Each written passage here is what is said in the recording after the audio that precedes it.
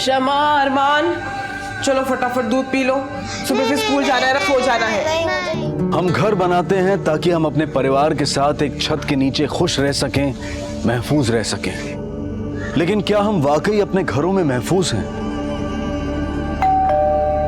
कहते हैं कि अतिथि देव के समान होता है, लेकिन अगर देव ही दानव बन जाए तो कि किसे इस लक्ष्मण रेखा के पार आने देना है और किसे नहीं, क्योंकि जिंदगी कभी कभी हमें दूसरा मौका नहीं देती।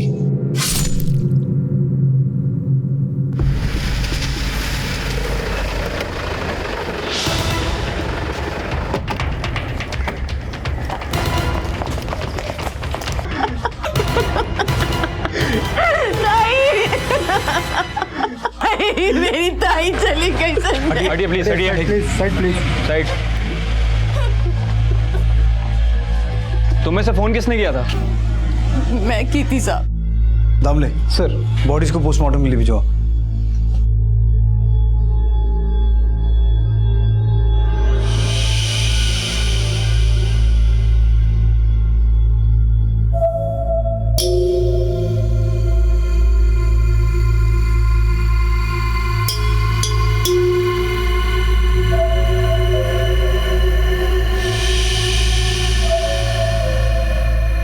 पत्थर से इसे खोलने की कोशिश की गई है। सर, रॉबरी का केस हो सकता है। सर, विक्टिम्स का नाम अरमान, शमा और बबीता है। ये दोनों ही बच्चे अपनी नानी के साथ यहाँ रहते थे। और सर, इनके ऊपर वाले माले पे इनके भाड़ोत्री। आज सुबह जब बबीता की बहन ममता आई तो उसने दरवाजा बंद देखा, तो उसने अपने पास रखी डुप्लीकेट चाबी का यूज किया, जो हमेशा उसी के पास रहती है। दामले सर,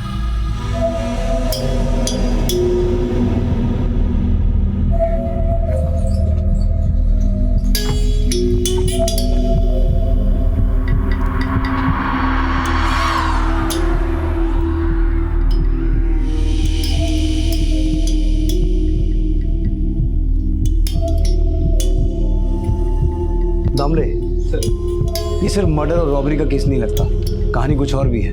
मुझे लगता है कल बबीता और बच्चों के अलावा कोई और भी था यहाँ, जिसे बबीता जानती थी और उसने खुद उन्हें यहाँ आने दिया, क्योंकि फोर्स एंट्री का कोई साइन नहीं है। दामले, पूरे घर को अच्छे से चेक करो।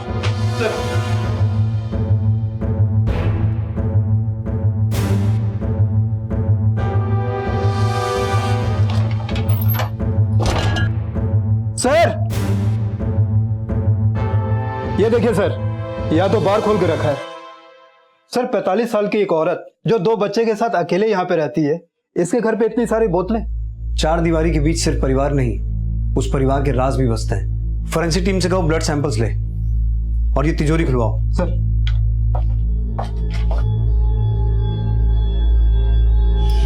ये दरवाजा तो पहले से ही खुला था साहब। तो तुम यहाँ से क्यों नहीं आई? वो डुप्लीकेट चाबी रहता है ना मेरे पास। हमेशा अपने साथ रखती हो? हाँ साहब, मेरे बटुए में रहती है हमेशा। ये कौन है? मेरा लड़का है साहब, संजय। ठीक है, तुम दोनों बाहर रुको।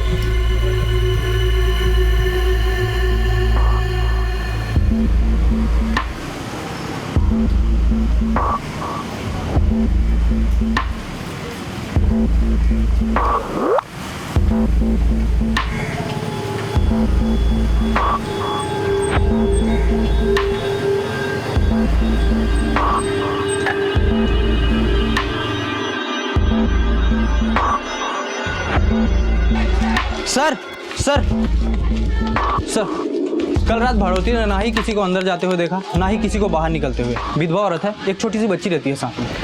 साहब, वो शमा और अरमान बबीता ताई की बेटी अफसाना के बच्चे थे साहब। अफसाना 7 साल पहले ही गुजर गई। बच्चों का बाप? आफाक जब तक अफसाना के साथ था यहीं रहता था साहब। अफसाना के गुजरने के बाद दूसरी शादी कर ली उसने। तब से मेरी बबीता ताई बच्चों को संभाल रही थी साहब। ये आफाक अभी कहाँ रहता है? यही पास ही में रहता है साहब। मच्छी बेचने का धंधा है उसका। अपने बच्चों से मिलने तो आता होगा?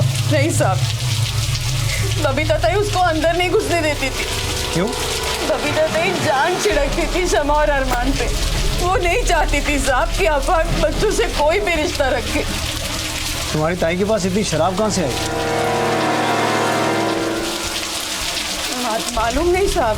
तुम्हारी बबीता ताई का किसी के साथ कोई चक्कर वक्कर था? अरे नहीं साहब, ऐसा कुछ नहीं था। सर, एक पड़ोसी ने किसी बिस्मिल को सुबह पीछे वाले दरवाजे से बाहर निकलते देखा है। यहीं पास में ही उसकी खोली है।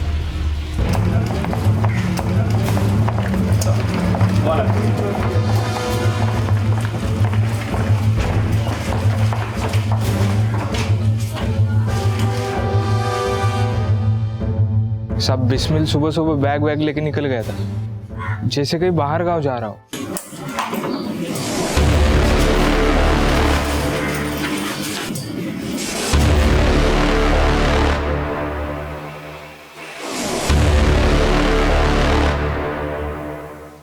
गांव कहाँ है उसका? साहब वो तो यही कहा है। दामले सर, रेलवे स्टेशन, बस अड्डे, हर जगह पता करो इस बिस्मिल का। मुझे हर हालत में बिस्मिल चाहिए, फास्ट। सर, ये बिस्मिल और बबीता में क्या कनेक्शन था? साहब बिस्मिल बबीता ताई के लिए वसूली करता था। वसूली? हाँ। कैसी वसूली? बबीता ताई सूद पे पैसे देती थी और बिस्मिल ताई का फंटर है।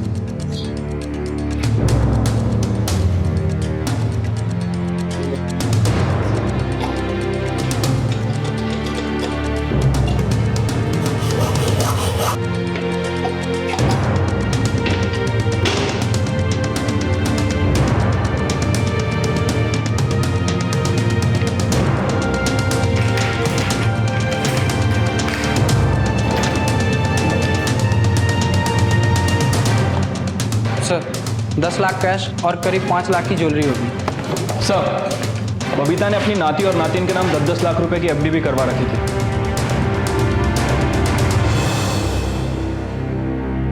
एक मामूली सी चौल में रहने वाली औरत के पास इतना सारा पैसा कहाँ से आया होगा? सर, हो सकता है कि बबीता कोई 2 नंबर का धंधा करती थी।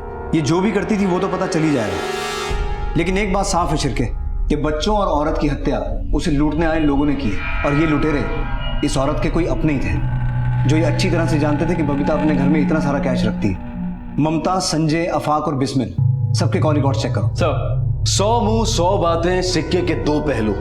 इन कहावतों का सहारा लेकर अक्सर इंसान की शख्सियत को तौला जाता है, लेकिन पुलिस इन्वेस्टिगेशन में उन्हीं पहलुओं और बातों को आधार बनाया जाता है जो अपराध की वजह और अपराधी की तलाश में सहायक बन सके। और जिन बातों का खुलासा आगे होने वाला था, वो एक अधेड़ उम्र की बबीता की जिंदगी के वो पहलू थे जो किसी को भी चौंका दे। मेरे को लगा ही था कि आप मुझ पे शक करोगे साहब। माना कि मेरे पास ताई जितना पैसा नहीं है, लेकिन मैं इतनी लालची भी नहीं हूँ साहब कि पैसे के लिए अपने ताई को मार डालूं। तो फिर कौन हो सकता है जिसने ताई की तिजोरी पे हाथ साफ करने की कोशिश की?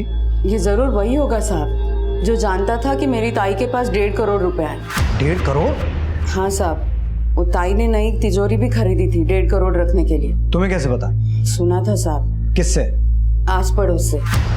ये सुन के मैं ताई को मिलने भी गई थी साहब। मैं तेरे को 5 लाख दे सकती है बस। बिस्मिल से तो 10 का बात हुआ था। 5 लाख मांगता है तो बोल। चलेगा ताई। और हाँ, सूद 10 रुपए सैकड़ा। याद रखना, बबीता 2 चीज कभी नहीं भूलती, गुजरा हुआ कल और आने वाला सूद। मेरे से कोई लफड़ा नहीं होगा। लफड़ा किसी को करने ही नहीं देती मैं। चल ले। अच्छा बैठ।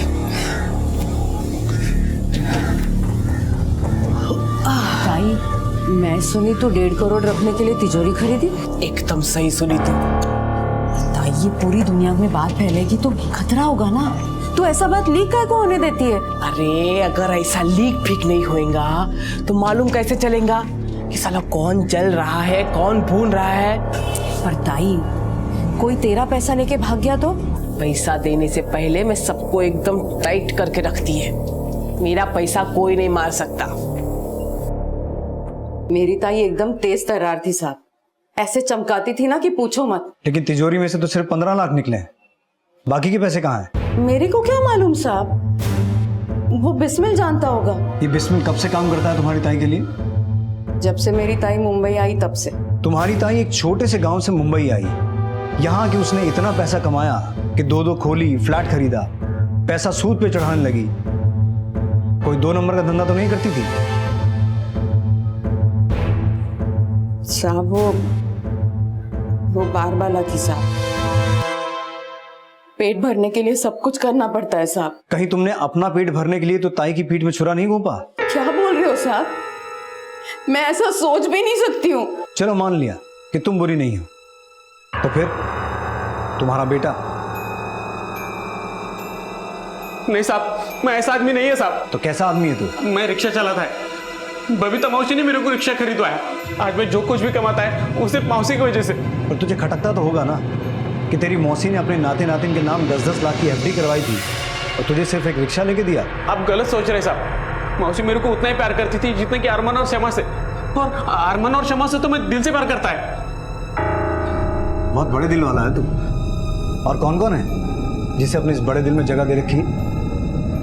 कोई लड़की वड़की है जिसे कल बबीता के घर लेके गया था? नहीं साहब, मैं ऐसा वैसा आदमी नहीं है साहब। तो कल रात कहाँ था तू? मैं नाइट में ऑटो चलाता है साहब। और ऐसा कौन हो सकता है जिसका जमीर इतना डगमगा गया कि उसने तेरी मौसी और तेरे भांजा भांजी को मार दिया? साहब वो जरूर अफाक होगा।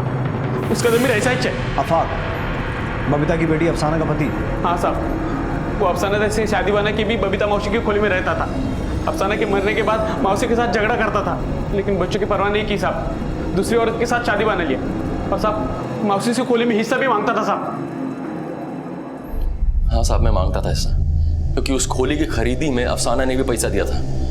अफसाना रोज का 10,000 कमाती थी साहब, लेकिन उसका सारा पैसा वो उसकी माँ बबीता हड़प जाती थी। अफसाना भी बार वाला थी? हाँ साहब, अफसाना जिस बार में नाचती थी मैं उधर वेटर का काम करता था। अफसाना से शादी करने के बाद तू उसे अपने साथ नहीं लेके गया, वहीं बबीता के घर पे रहा। मतलब नीयत तेरी भी खराब ही थी। मेरे को अफसाना की माँ ने जबरदस्ती वहाँ घर जमाई बना के रखा था ताकि वो अफसाना की कमाई हड़प सके। मतलब बबीता से तेरी दुश्मनी पुरानी है? नहीं साहब, वो सब बातों में कब का बोल चुका। अफसाना मरी तो दिल का सारा गुबार निकल गया उसकी माँ पे। मैं जो बोलता हूँ साहब खरा बोलता हूँ, इसीलिए अफसाना की माँ मुझसे चिढ़ती थी। ये खोली अफसाना की कमाई पे खरीदी थी तूने, मेरे को मेरी बीवी का हिस्सा मांगता बस। तेरे जैसे आदमी को मैं ढेला तक नहीं देती। जा। और ना ही ये बच्चे मेरी अफसाना के बच्चे हैं, मतलब मेरे बच्चे हैं और मेरे ही साथ रहेंगे। समझ में आया?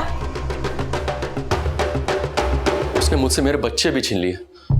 उसके बाद मैंने नफीसा से शादी कर ली, लेकिन खुदा कसम साहब मैं अपने बच्चों से बहुत प्यार करता था। यही तो तुझे भारी पड़ रहा था आफाक। ना खोली में हिस्सा मिला, ऊपर से बच्चों की स्कूल की फीस भी तू ही भर रहा था। इसलिए एक ही बार में सारा टंटा ही खत्म कर दिया ताकि जो खोया उसे सूद समेत वसूल सके।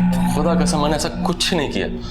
खुदा की कसम खा के सच बोल दे। साहब ये नीच काम करके मुझे दोजक में नहीं जाना है, वो भी रमजान जैसे पाक महीने में। साहब रोजा खोलने से पहले खुदा के साथ में अपने बच्चों को याद करता था। उनसे बात करने के बाद ही रोजा खोलता था। उनके मुंह से अब्बू अब्बू सुनने के लिए तरसता था साहब मैं। अल्लाहु अकबर, अल्लाहु अकबर। और वो भी मेरे को बहुत प्यार करते थे साहब। मैं उनको घर लाता था तो वो मेरे और नफीसा के बेटे को भी अपने भाई जैसा समझते थे। साहब मैंने ख्वाब में भी नहीं सोचा था कि जिन्हें आंखों के सामने बढ़ता वो देखा, उन्हें मरा वो देखना पड़ेगा। ममता, संजय और आफाक, इन तीनों की शराफत को खंगालो। सबकी एलिबाई चेक करो। और वो बबीता की भाड़ोतरी औरत को क्रॉस वेरीफाई किया? हाँ सर, लेकिन ना तो उसका कोई संजय से कनेक्शन है, ना बिस्मिल से और ना ही अफाक से। सर बिस्मिल के रिश्तेदार का फोन सर्वेलेंस पर डाला था। 10 मिनट पहले बिस्मिल ने बोरीवली रेलवे स्टेशन के पीसीओ से अपनी खाला को फोन किया था। तुम लोग खुद वहां एक टीम के साथ पहुंचो, क्विक।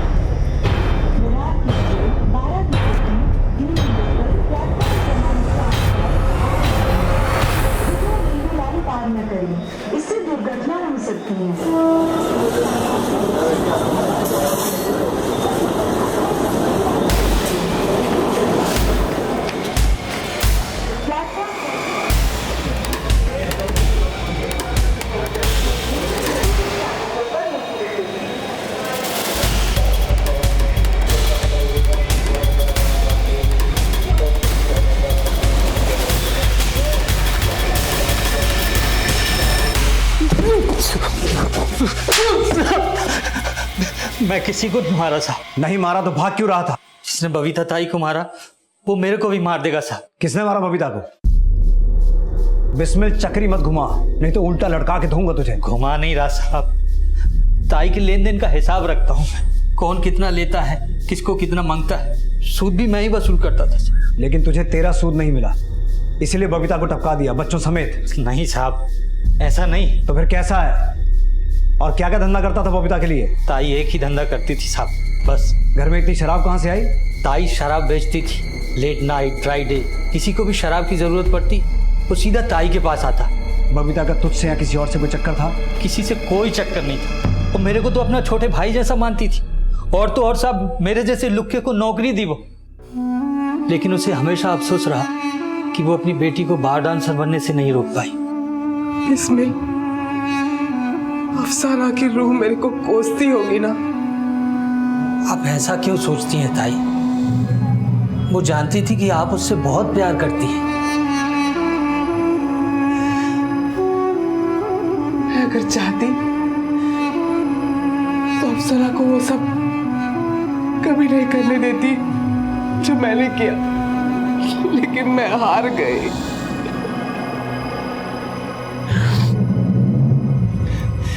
लेकिन अफसाना के बच्चों को मैं वो जिंदगी देगी जिसके सपने मैंने अफसाना के लिए देखे थे। मेरे को बहुत कमाना है बिस्मिल, इतना कि मेरे बच्चे कभी वो हालात न देखे जिसमें मैं और अफसाना हलाल हुए। ताई अपनी सारी जिंदगी समा और अरवान पे कुर्बान कर देना चाहती थी। वो उनके साथ अपना वो बचपन जी रही थी जिसे वो कभी जी ही नहीं पाई। और जब मैंने उन्हें उस बुरे हाल में देखा तो मेरी रूह कांप गई। बबीता के पास 1.5 करोड़ रुपया था, लेकिन तिजोरी में से निकला सिर्फ 15 लाख। बाकी कहाँ है? ताई के पास इतना पैसा नहीं था, वो बस हवा फैला के रखती थी कि उसके पास बहुत पैसा है। सर, बबीता, अरमान और शमा की पोस्टमार्टम रिपोर्ट आ गई है।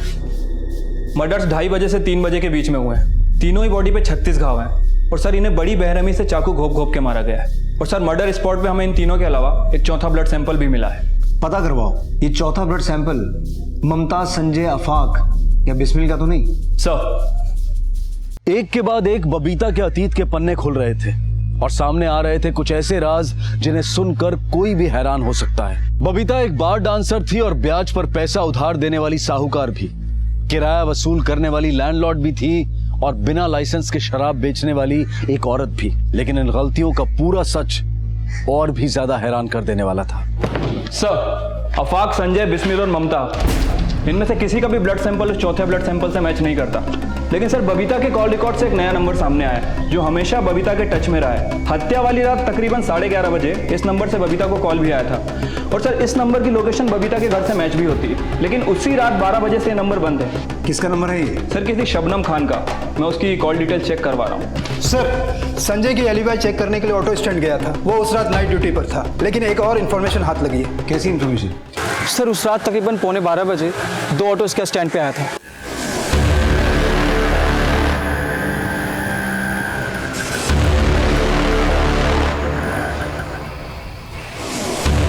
सर औरत बुरखे में थी और दोनों ऑटो वाले उसके साथ थे और दोनों ऑटो वाले उसके साथ फिर रात में आए करीब 3 बजे। उनमें से एक का हाथ जख्मी था, इसीलिए तीनों एक ही ऑटो में बैठ के वापस चले गए। अभी भी ऑटो वहीं पे है। शिरके, आरटीओ ऑफिस से पता करो ये ऑटो किसके नाम पे है।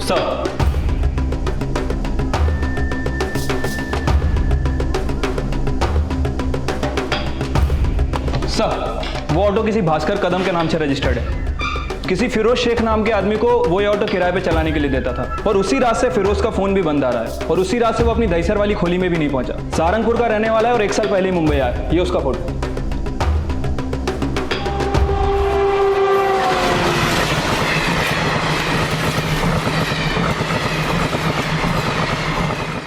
सर मैंने फिरोज के कॉल रिकॉर्ड्स निकाले हैं। सब कुछ टैली करने के बाद एक नया नाम सामने आया है, अकबर खान।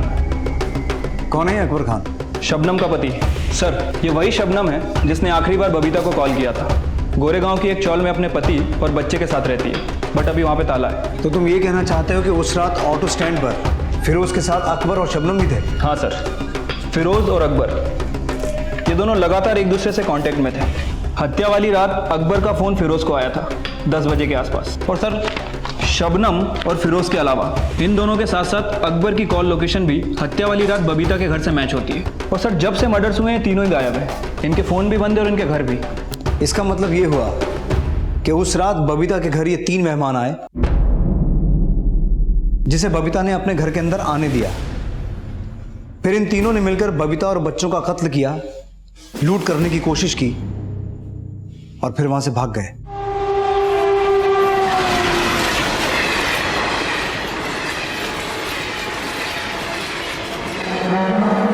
फिरोज, अकबर और शबनम जरूर कहीं बाहर गांव भागे होंगे। रेलवे स्टेशन, बस डिपो, हर जगह पता करो। ये फिरोज सहारनपुर का रहने वाला है। सहारनपुर पुलिस स्टेशन इसकी फोटो भेजो और पता करो। हो सकता है शबनम और अकबर भी वहीं के हों। क्विक। सर सर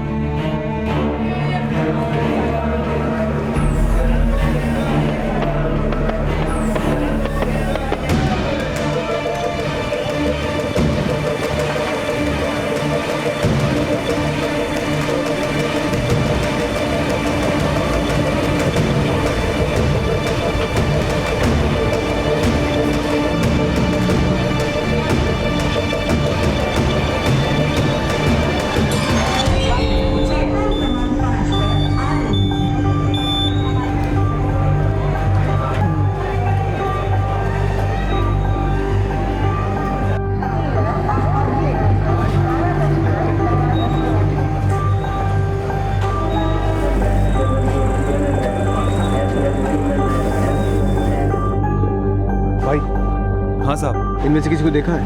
हाँ साहब, देखा है इनको। ये औरत थी, इसके साथ में एक बच्चा था। ये औरत बुर्के में थी। इसके साथ यही 2 आदमी थे। एक के हाथ में चोट लगी थी। ये लोग किसी ट्रेन में चढ़े थे? गुजरात एक्सप्रेस में बैठे थे सर।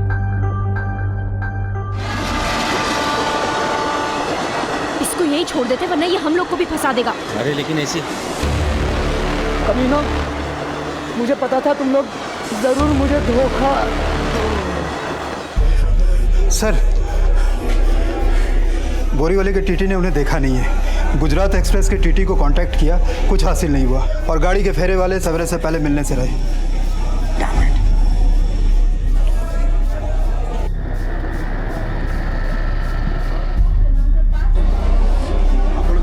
सर, गुजरात एक्सप्रेस में सिंह दाना बेचता है, इसी ने तीनों को देखा था। हाँ साहब, औरत ने तो बुर्खा डाला हुआ था, उनके साथ एक बच्चा भी था और 2 आदमी थे। उसमें से एक का हाथ बुरी तरह से जख्मी हुआ था, शायद उसी वजह से वो बेहोश हुआ होगा। और वो तीनों वलसाड स्टेशन पे उतरे थे।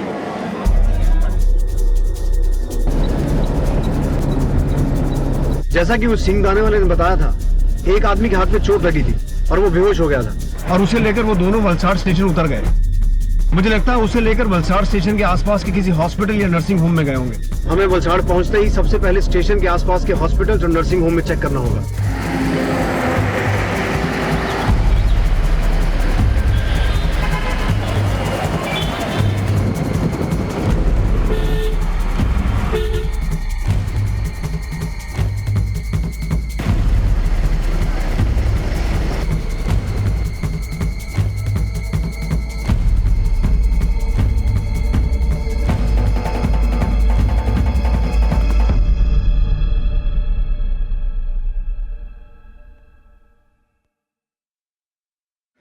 डॉक्टर, मुझे यहाँ कौन लेकर आया? तुम्हारे भाई और तुम्हारी भाभी। कहाँ है वो? बाहर ही होंगे। अरे कहाँ जा रहे हो? अरे अरे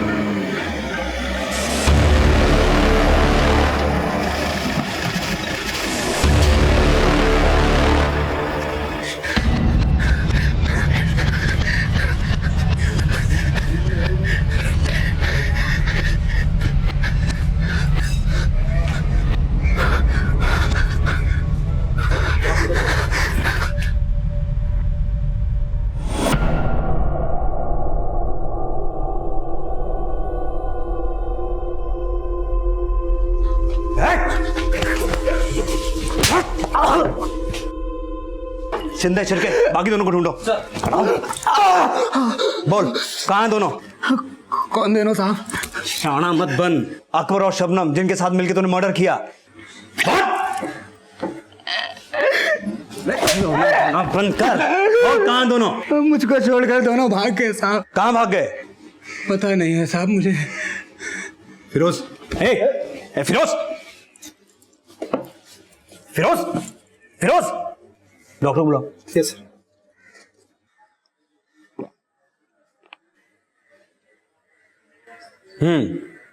अब हिम्मत है बोलने की? मैं बहुत बड़े सपने लेकर आया था बम्बई। बड़ा तो कुछ हुआ नहीं, बस एक मामूली सा रिक्शा वाला बनकर रह गया। कुछ दिन पहले मुझे अकबर मिला। अबे ये मुंबई है मुंबई, यहाँ गुजारा करने के लिए बड़ा हाथ पैर मारना पड़ता है। अरे यार मैं हाथ पैर सब कुछ मारने को तैयार हूँ, लेकिन कम से कम कोई मौका तो दे। मौका ही तो देने आया हूँ। अकबर ने मुझे बबीता करके औरत के बारे में बताया।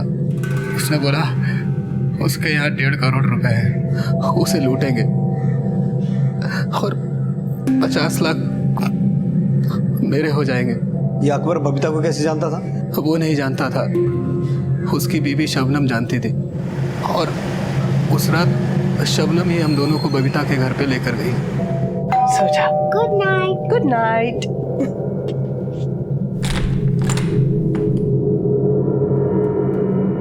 शबनम ने बबीता को पहले से ही कुछ बोल के रखा था, इसलिए बबीता ने बिना कुछ पूछे हम लोगों को अंदर आने दिया और हम लोग ऊपर जाकर देर रात का इंतजार करने लगे।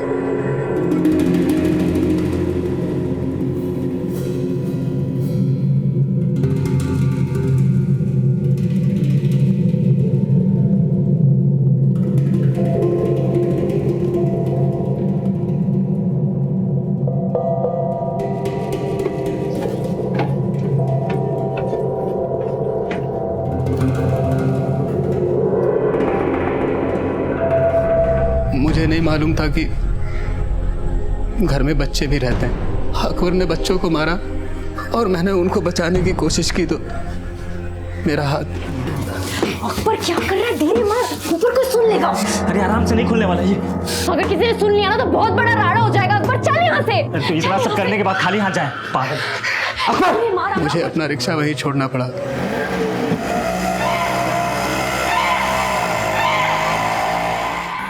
और फिर हम अकबर और शबनम की खोली के पास आए, लेकिन वो दोनों कमीने मुझे अकेला छोड़कर चले। अकबर और शबनम गए कहाँ होंगे? शबनम अजमेर की है, हम लोगों का अजमेर जाने का प्लान था। वलसाड़ पुलिस को बस अड्डे भेजो, हम रेलवे स्टेशन चलते हैं। उन्हें हर हालत में दर्द पहुंचना है।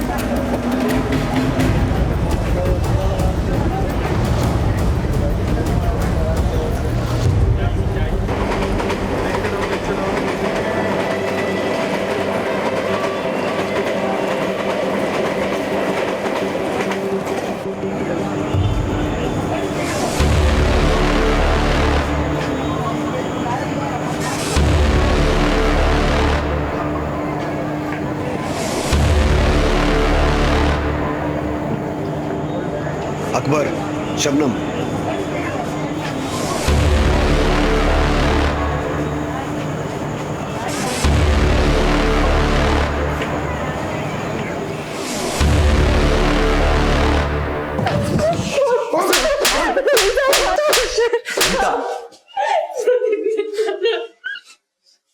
बोल बोल। सब गलती हो गई सर, हम कीजिए। हम दोनों के अलावा हमारे बच्चे का कोई नहीं है।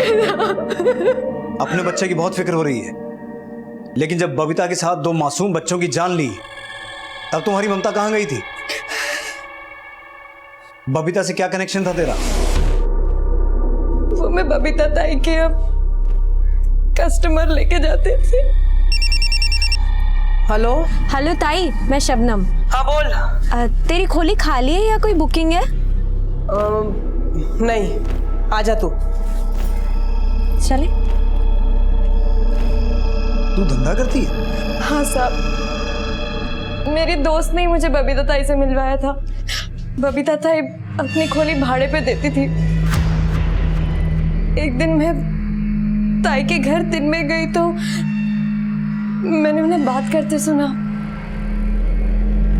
बिस्मिल, बड़ा तिजोरी चाहिए होगा।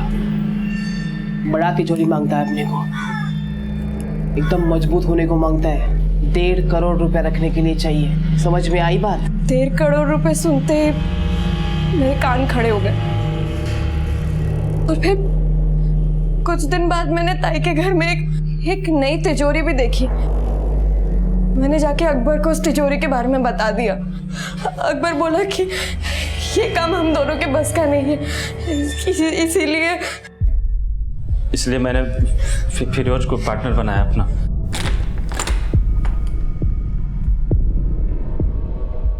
और शबनम हम दोनों को वहाँ कस्टमर बना के ले गई।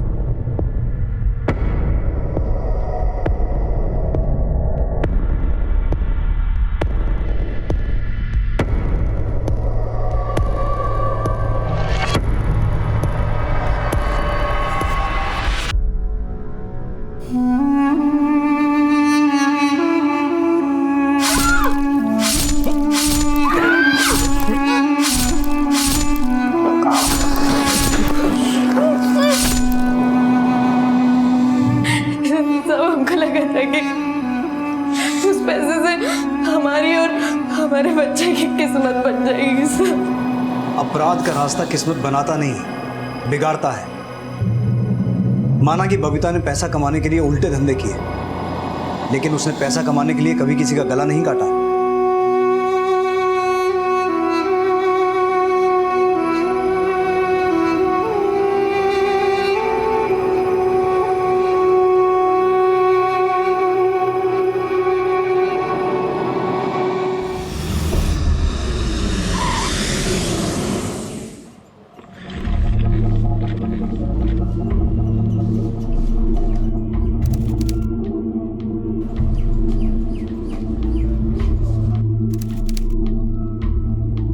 बहुत देर से ढूंढ रहे हो, दिखाई दिए? हाँ, बाद में बात करते हैं। अरे पर ये तो बता दो, तुम्हारे यहाँ से कितना दूर है? 1 घंटा लगेगा। यू हैव टू टेक बस और रिक। बस मतलब तुम मुझे छोड़ने नहीं आओगी? अरे यार आजा मेरा बच्चा। How was the flight? एकदम मस्त। चले? चलो।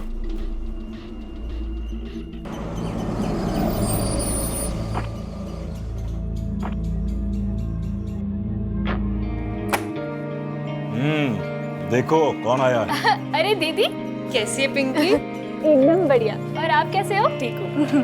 लाइए। क्या भर के लेके आई इसमें? हाँ? आओ दीदी।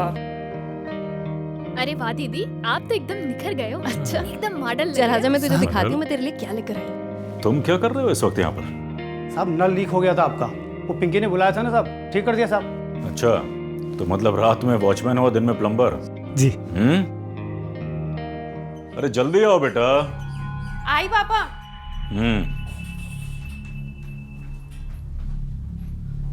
कौन है पापा? ये साहिल। हाय। कैसे हो तुम? तुमसे नाराज हुआ क्या? नाराज क्यों बेटा? कल झांसी आई इतने दिनों बाद, ना कॉल ना मैसेज। हाँ, फिर तो होना चाहिए। अच्छा बेटा एक बात है, मैं एक दिन के लिए शहर से बाहर जा रहा हूँ, तो ये यहाँ पर बोर होगी। अगर तुम्हारे पास वक्त हो तो आ जाना तुम। हैं? पापा ऐसा कुछ नहीं है, इट्स ओके। ठीक है भाई, आपस में डिसाइड कर लो। हैं? मैं जा रहा हूँ, भूख लगी। Bye uncle. बाय बाय बेटा। चलो मैं निकलता हूँ, बाय। बाहर तक ड्रॉप नहीं करोगी? दिल्ली बहुत सूट हुई है तुम्हें, बहुत प्रीटी लग रही हो। साहिल, कॉलेज में मुझे कोई मिला था, प्यार करती हूँ उससे। ये तो अच्छी बात है, कांग्रेट्स। वैसे भी मैं एज ए फ्रेंड मिलने आया था, जो कुछ था वो तो खत्म हो गया ना। बाय द वे, तुम्हें कैसे पता कि मैं यहाँ आई हूँ? मैंने तो किसी को भी नहीं बताया था। पता चल जाता है। अब तुम झांसी आई हो, तुम पर नजर तो रखनी पड़ेगी ना। चलो बाय, और जो भी प्लान होता है बताना, ठीक है? बाय।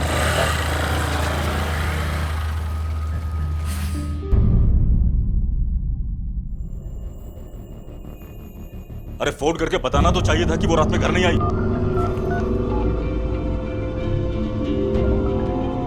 Hello hello inspector.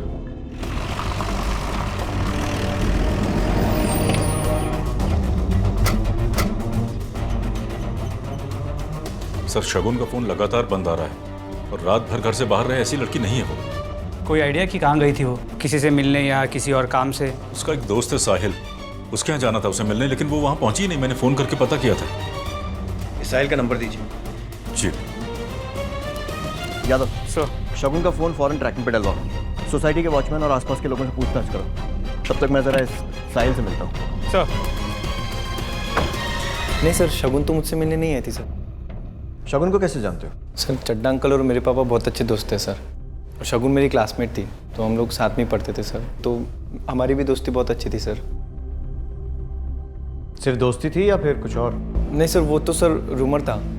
हम लोग साथ में रहते थे तो सबको लगता था कि हम लोगों के बीच में कुछ है, लेकिन सर ऐसा कुछ भी नहीं था सर। तुम्हें क्या लगता है कहाँ गई होगी शगुन? सर मुझे कैसे पता होगा सर? ठीक है, जाओ।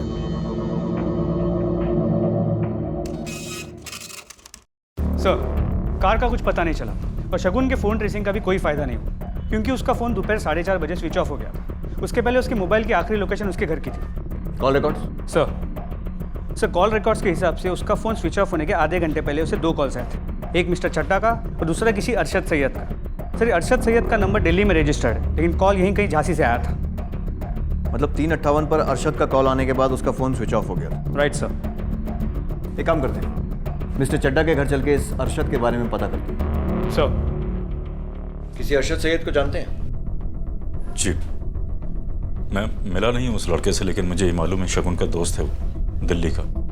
परसों शगुन ने एक पार्टी दी थी जिसमें ये लड़का भी आया था और साहिल भी आया था, और भी दोस्त थे। और उस पार्टी में इस अरशद का झगड़ा साहिल से हुआ। दोनों के झगड़े की वजह क्या थी? मैं नहीं जानता सर, मैं शहर में ही नहीं था। ये कौन है? काम करती बच्ची के घर में। उस रात पार्टी में थी तुम? जी। क्या हुआ था उस रात? अब मैं तो पूरे टाइम किचन में ही। झूठ बोल रही हो तुम, जिसकी कोई ज़रूरत नहीं है। तो घबराओ मत और सच सच बताओ कि उस रात क्या हुआ था। सर, वो लड़का अरशद, वो दोस्त नहीं है दीदी का, बॉयफ्रेंड है।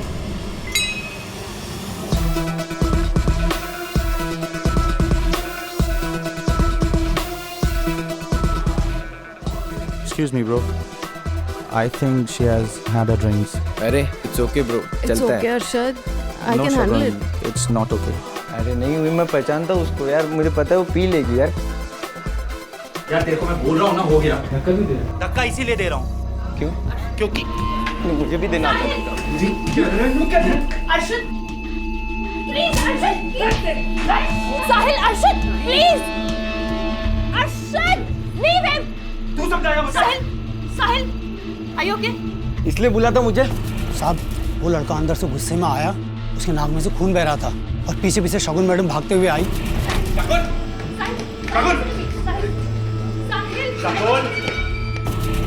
कौन था ये दूसरा लड़का? साहब, मैंने उसे पहले कभी यहाँ नहीं देखा है, पर शगुन मैडम उससे कुछ वो अरशद करके बुला रही थी। वहाँ खड़े क्या सुन रहे हो? इधर आओ। तुम कौन हो? सर, यहाँ का माली हूँ साहब। कुछ हुआ है क्या यहाँ? अरे वो दोसाई के चड्ढा साहब है ना, हाँ, उनकी बेटी भाग गई घर से। कल से? लेकिन मुझे तो खुशबू बता रही थी कि उसने सुबह शगुन मैडम को किसी से झगड़ते हुए देखा था। किसने बताया? खुशबू ने। साहब, मैं काम से घर के लिए जा रही थी, तभी मुझे गाड़ी रुकने की आवाज़ आई और मैंने पीछे मुड़कर देखा कि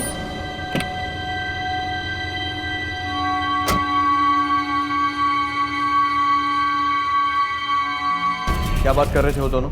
साहब, मैं थोड़ी दूरी पे थी, कुछ सुनाई नहीं दिया साहब। उस लड़के को पहचान सकती हो? हाँ साहब।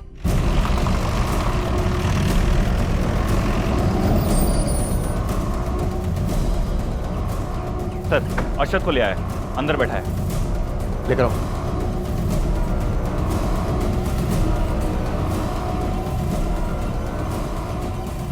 ध्यान से देखो, यही वो लड़का है? हाँ साहब, यही है वो। ठीक है, जाओ। अरशद। जी सर। शगुन का है? सर मुझे नहीं पता, वो अपने घर होगी। ये तो मालूम होगा ना कि उस रात पार्टी में साहिल से झगड़ा क्यों हुआ था? सर वो डिजर्व करता है सर। क्यों? तो पुलिस है या जज? क्या हुआ था उस रात पार्टी में? सर वो यार देखो, मैं बोल रहा हूँ ना, हो गया। मैंने शगुन को नेक्स्ट डे कॉल किया था उसे सॉरी कहने के लिए, मगर शगुन ने मुझे बताया कि वो खुद साहिल के घर जा रही है उससे माफ़ी मांगने के लिए। और तुमने उसके घर के बाहर आकर उसका रास्ता रोक लिया? सर मैं उससे मिला ज़रूर था, हमारी बातचीत भी हुई थी।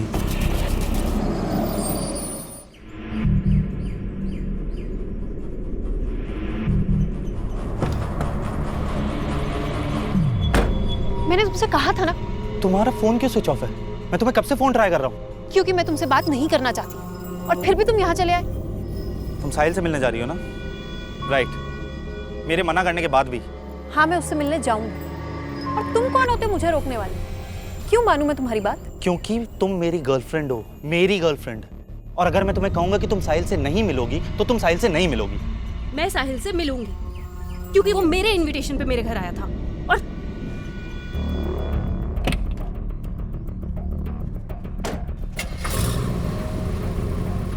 और फिर वो चली गई, मैं भी वहाँ से चला गया क्योंकि मैंने सोचा जब उसका गुस्सा शांत हो जाएगा तब मैं उससे बात कर लूँगा। मतलब वो वहाँ से साहिल से मिलने के लिए निकली थी? जी सर।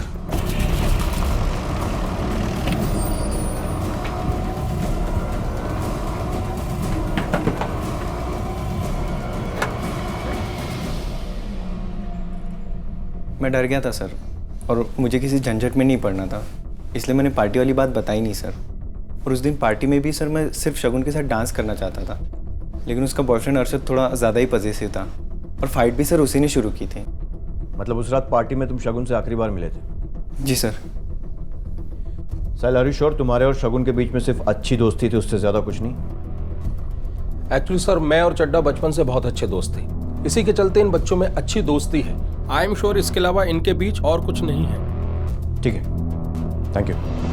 सर साहिल सच कह रहा है, शगुन के कॉल डिटेल्स में पार्टी के बाद साहिल के नंबर से कोई फ़ोन नहीं आया था।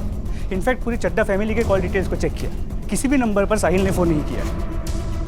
मतलब साहिल का इन्वॉल्वमेंट नहीं लग रहा? सर अरशद के बारे में आपका क्या ख्याल है? ज़्यादा उसे भी क्लीन चिट तो नहीं दी जा सकती, क्योंकि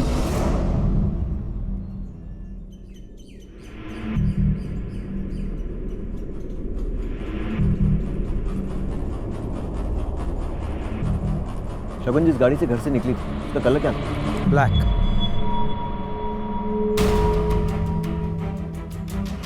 सर झांसी के आसपास के सभी थानों में चेक किया, कुछ पता नहीं चला। बहुत मुमकिन है कि गाड़ी यहाँ हो ही ना। ये भी हो सकता है कि गाड़ी यही है और हम उसे ढूंढ नहीं पा रहे। सर ये भी हो सकता है कि गाड़ी यूपी बॉर्डर पार कर चुकी हो।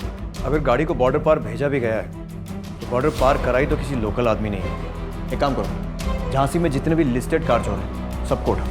सर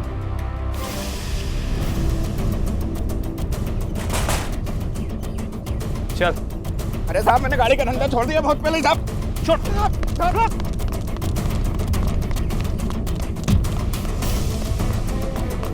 अरे साहब,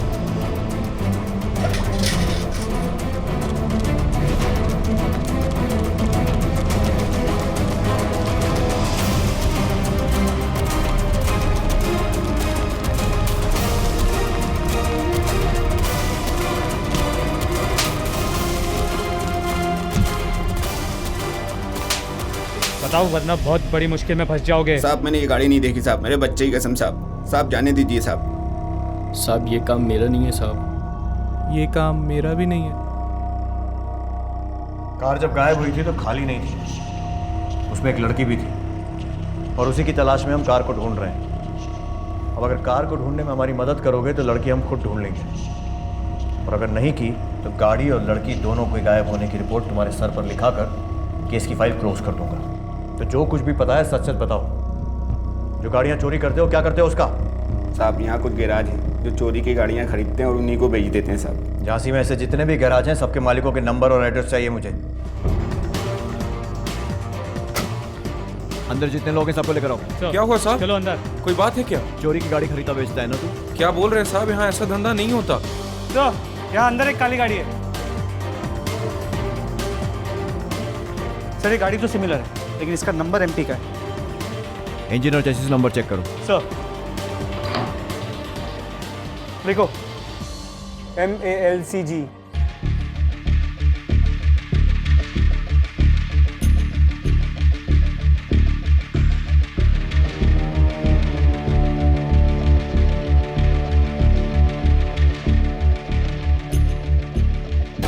लो सर चेसिस नंबर। एक काम करो, आरटीओ से कंफर्म करो ये गाड़ी मिस्टर चड्डा की है या नहीं। सर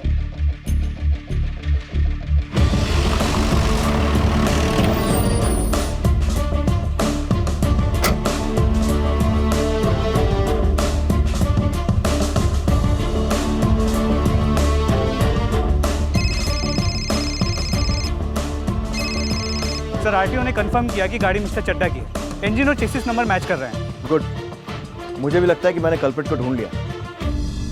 जरा ठीक से याद कर साहिब, मुझे लगता है कि उस दिन शगुन तुझसे मिलने तेरे घर आई थी। नहीं सर, बिल्कुल नहीं आई थी सर। सर अगर आई होती तो ये भूलने वाली बात नहीं थी सर। हमने वो गाड़ी ढूंढ ली है जिसमें बैठकर वो उस दिन तेरे घर आई थी, और उसकी गाड़ी पर भी ठीक उसी हाइट पर वैसा ही स्क्रैच है जैसा तेरे घर के बाहर की दीवार पर था। और फॉरेंसिक को यह प्रूव करने में 5 मिनट भी नहीं लगेंगे कि वो निशान शगुन की गाड़ी के टकराने से बना है।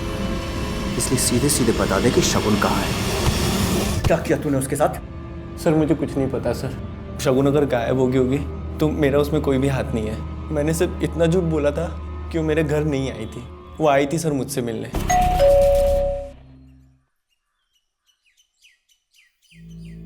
हाय साहिल। साहिल वो मैं तुमसे माफ़ी मांगना चाहती थी।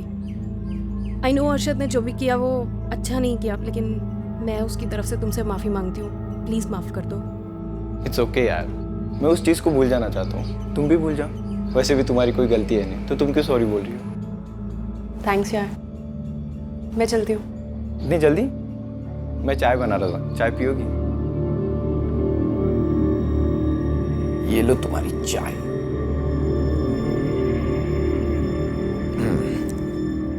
पापा आ गए वापस? नहीं, अभी नहीं है। वैसे गए कहाँ हैं? एक्चुअली वो हमारे रिश्तेदार के यहाँ पे शादी थी, तो वहीं गए। और दिल्ली में क्या हाल है?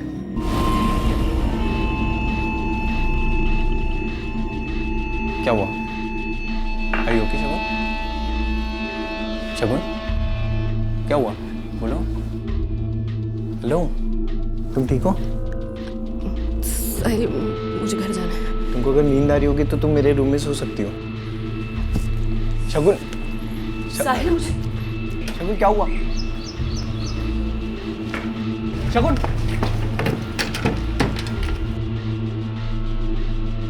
शगुन, शगुन वेट, शगुन, शगुन, शगुन, शगुन।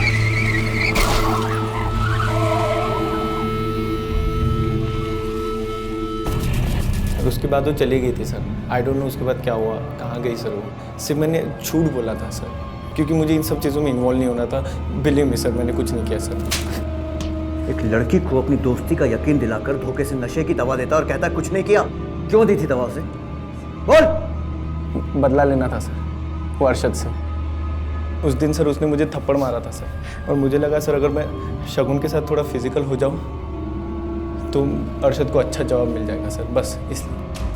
नहीं साहब, ये वो नहीं है। ठीक है, तुम यही रुको। मैंने कुछ नहीं किया sir, please trust me sir. Karaj owner का कहना है कि ये वो लड़का नहीं है। ठीक है, उस स्केच आर्टिस्ट के साथ बिठाकर उस आदमी का स्केच बनवाओ जिसने गाड़ी बेची थी। वही बताएगा कि शगुन कहाँ है।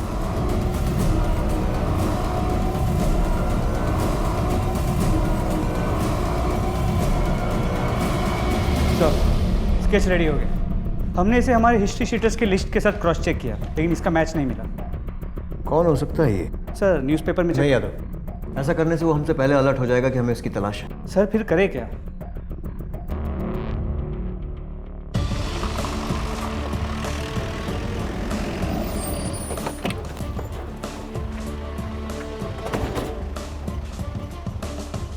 यादव, दीवार पर निशान इस तरफ और गाड़ी पर भी निशान इसी तरफ था, मतलब लेफ्ट पर। तो टकराने के बाद गाड़ी इसी डायरेक्शन में आगे गई होगी। और शगुन का घर भी इसी तरफ, करीब 2 किलोमीटर आगे। एक राइड लेकर आते, चलो।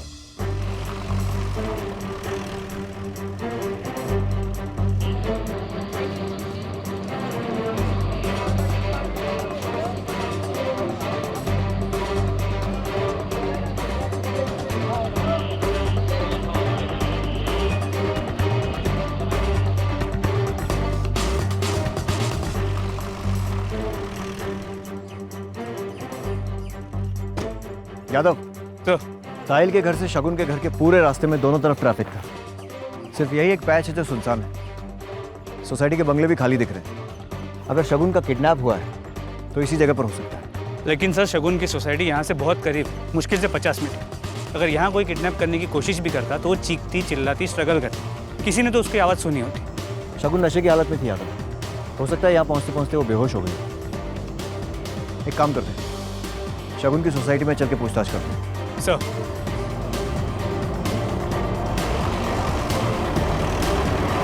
जिस दिन वो लड़की गायब हुई उस दिन ड्यूटी पर कितने बजे आए थे? करीब 7 बजे सर, जितने बजे रोज आता हूँ। उसके बाद पूरा दिन यहीं थे गेट पर? जी सर यहीं था, आप किसी से भी पूछ सकते सर। उसको पहचानते हो? नहीं सर, नहीं पहचानता। आसपास कहीं दिखाई दे तो खबर करना। जी बिल्कुल। अपना नंबर बताओ, मिस कॉल देता हूँ। सर 930। इस वॉचमैन पर थोड़ा डाउट है सर, इस पर नजर रखनी पड़ेगी।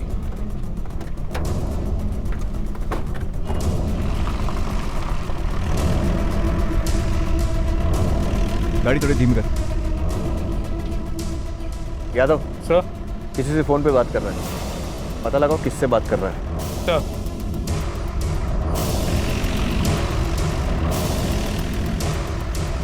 सर सर जो नंबर आपने दिया था उससे विनोद नाम में किसी आदमी को कॉल गया था। अभी जब मैंने इसको ट्रैक किया तो उसका एड्रेस का पता चला, कैपिटल कॉम्प्लेक्स में रहता है और इस वक्त तो बस स्टैंड की तरफ जा रहा है। ये बात नहीं, फौरन बस स्टैंड के लिए निकलो और याद रहे किसी भी कीमत पर हाथ से निकलना नहीं चाहिए। सर मैं और यादव पहुँचते हैं। सर फौरन।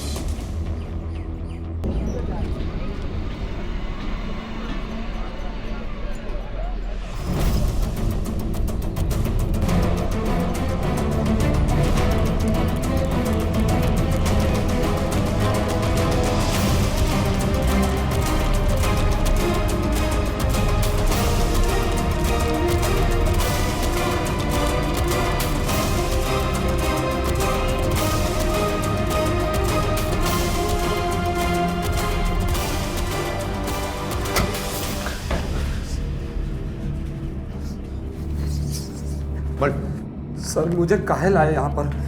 मैडम से हमारा कोई लेना देना नहीं है सर। मुझे ये भी नहीं मालूम कि मैडम कहाँ पर है। साहब मैं भी नहीं जानता उसे, मैंने तो देखा भी नहीं साहब। तूने बेची थी ना उसकी गाड़ी मॉडर्न गैराज पे, तूने बेची थी ना? नहीं साहब मैंने नहीं बेची, मैंने कुछ नहीं किया साहब, मैंने कुछ नहीं किया साहब, मैंने कुछ नहीं किया। पापा ने देखी कुछ भी नहीं किया। अगला नंबर तेरा है, बचना चाहता है तो सच सच बता दे वरना इससे भी बुरा हाल करूंगा। बोल। साहब हम दोनों ही नहीं थे, हमारे साथ और लोग भी थे। क्या हुआ साहब? साहब शगुन का है। साहब क्या हुआ उसके साथ? साहब ऐसे क्यों बोल रहे हैं साहब? हमने कुछ नहीं किया, मैं तो नाइट ड्यूटी करता हूँ और शगुन मैम दिन में गायब हुई हैं। दिन और रात के चक्कर में मुझे बेवकूफ़ बनाने की कोशिश कर रहा है। नहीं साहब। दिन में तारे देखना चाहता है, दिखाऊं तुझे? नहीं साहब। यादव नहीं साहब। दिखा इसको। साहब नहीं साहब, नहीं साहब, नहीं साहब, नहीं साहब, साहब नहीं, मत मारिए साहब, नहीं मत मारिए साहब, मत मारिए साहब, साहब मत मारिए, बताता हूँ साहब। बोल बोल। साहब पिंकी से बहुत प्यार करता हूँ मैं, और चड्ढा साहब के घर पे भी मैं काम इसीलिए करता था कि मैं पिंकी से मिल सकूं। पर साहब उस दिन पिंकी के साथ जो हुआ उसे देखकर मेरा खून खौल उठा।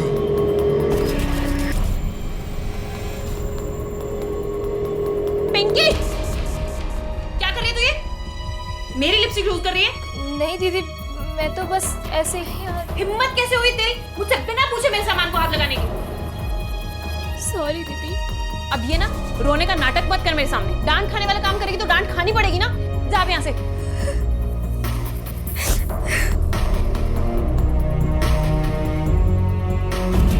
उसी दिन मैंने सोच लिया कि मैं इस बदला लूंगा।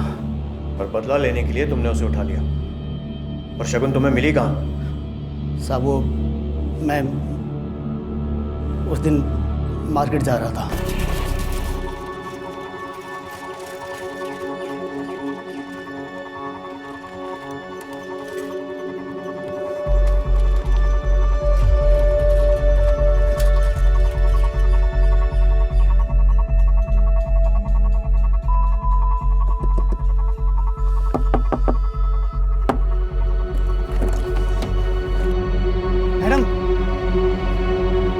बेहोश हो गई मैडम। मैडम क्या किया तूने? अरे यार मैंने कुछ नहीं किया, पहले से बेहोश है। बेहोश है?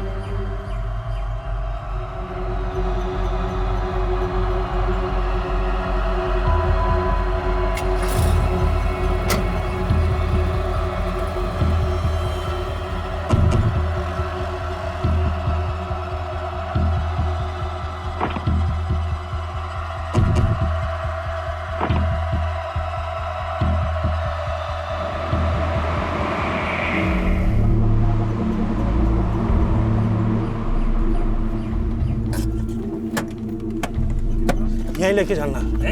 और इसको यार विनोद, पहले मुझे कर लेने दिया। मुझे ड्यूटी पर जाना है, गेट पर कोई भी नहीं है। चल ठीक है, जल्दी कर।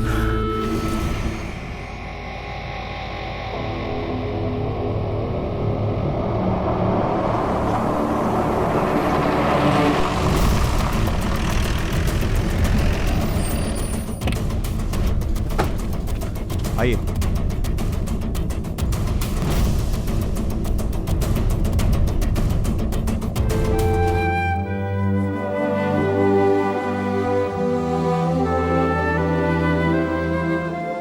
इंसान जंगलों से निकलकर शहरों में भले ही रहने लगा हो, लेकिन अनिल, धर्म, विनोद और शगुन के दोस्त साहिल जैसे कुछ ऐसे लोग हैं जिनकी जगह जंगलों में ही है, शहर और समाज में नहीं। ये इंसान की तरह दिखने वाले वो जानवर होते हैं जिनका शिकार बने बिना उन्हें पहचानना नामुमकिन न सही, लेकिन मुश्किल जरूर होता है। इन्हें पहचान कर अपने आप को इनसे बचाया जा सकता है अगर भावनाओं को किनारे कर अपनी पूरी समझदारी और होशियारी के साथ अपने आसपास के लोगों को परखा जाए। किसी पर भी आंखें मूंद कर यकीन कर लेने की वो खतरनाक भूल ना की जाए जो शगुन और उसके पिता ने की। जो शगुन के साथ हुआ वैसा आपके साथ ना हो, इसलिए चौकन्ने रहें और अपने आसपास के लोगों के मामले में दिल से काम लें, लेकिन दिमाग का साथ कभी ना छोड़ें। अब मैं अनूप सोनी आपसे विदा लेता हूं। फिर मुलाकात होगी अगले एपिसोड में एक और चौंका देने वाले केस के साथ। तब तक अपना और अपने परिवार का ख्याल रखें और देखते रहें क्राइम पेट्रोल डायल 100। सबक एक को सीख हम सबको। जय हिंद। क्राइम पेट्रोल्स के और भी दिलचस्प कहानी देखने के लिए हमारे चैनल को सब्सक्राइब करें और बेल आइकॉन दबाना न भूलें।